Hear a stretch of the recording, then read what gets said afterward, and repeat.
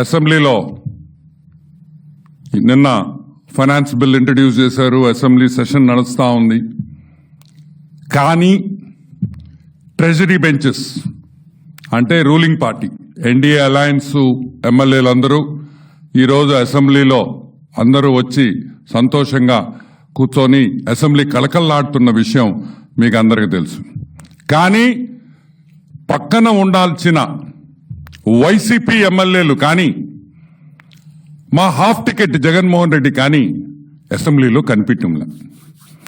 మేము ఒకటి అడుగుతున్నాం ఈరోజు, వై జగన్మోహన్ రెడ్డి, మన హాఫ్ టికెట్ జగన్మోహన్ రెడ్డి అసెంబ్లీకి ఎందుకు రాడు? Why should he not come to the assembly? ఎందుకు రాకూడదు, ఎందుకు రావాలి అనే విషయం మీద ఈరోజు ప్రెస్ మీట్. మొన్న ఎలక్షన్స్ లో వైసీపీ పార్టీకి జగన్మోహన్ రెడ్డికి 39.37% ఓటింగ్ వచ్చింది.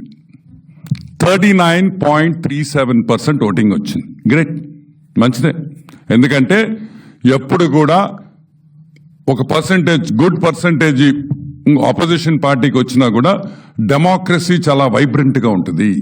డెమోక్రసీకి మంచిది.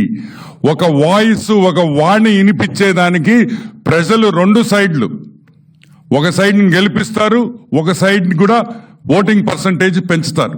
దానివల్ల అసెంబ్లీలో చర్చల్లో మంచి చెడ్డ అన్ని కూడా బయటకు వస్తాయి. కాబట్టి that is the beauty of Indian democracy.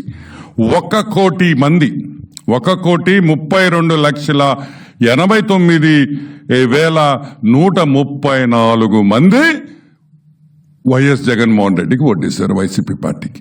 ఈరోజు మేము అడుగుతున్నాం, జగన్మోహన్ రెడ్డి నీకు 1,32,00,000 మంది ఓటేసినప్పుడు నువ్వు ఎందుకు రావయ్యా అసెంబ్లీకి అని అడుగుతున్నాం. ఏమి ఆ 1,32,00,000 మంది తప్పు చేశారా?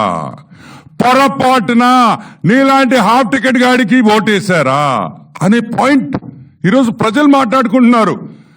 ఎందుకు భయ్, ఎందుకురా నాయన వీడికి ఓటేసాము, ఈడు అసెంబ్లీకి రాడు, మన గురించి పట్టించుకోడు, ఈడేదో మన వాణి వినిపిస్తాడనుకుంటే ఈడు గాయబైపోయాడు అనే పరిస్థితుల్లో ఈ రోజు ప్రజలు, నీకు ఓటేసిన ప్రజలు మాట్లాడుకుంటున్నారు అనే సంగతి జగన్మోహన్ రెడ్డి గుర్తుపెట్టుకోవాలి. ఎస్, పొరపాటును ఓటేశారా, తెలియకుండా ఓటేశారా అదే అన్ని పక్కన పెడితే వాళ్ళ గురించి, మిగతా రాష్ట్రంలో ఉండే ప్రజల గురించి వాళ్ళ వాణి, ఒకవేళ తెలుగుదేశం పార్టీ చంద్రబాబు నాయుడు ఏవైనా ఒక పొరపాటు చేసి ఉండొచ్చు, ఆ పొరపాటుని మీరు అసెంబ్లీలో వినిపిస్తే మేము సరిదిద్దుకోవాల్సిన బాధ్యత చంద్రబాబు ఎన్డీఏ కూటమి మీద ఉందని కూడా నేను మనవి చేస్తున్నా. అదే డెమోక్రసీ. ఎస్, ఈరోజు పోలవరం ఎన్నెన్నో ప్రాజెక్టులు వస్తున్నాయి, కొత్త ఫ్యాక్టరీలు వస్తున్నాయి, రోడ్లు రిపేర్ చేస్తున్నాం.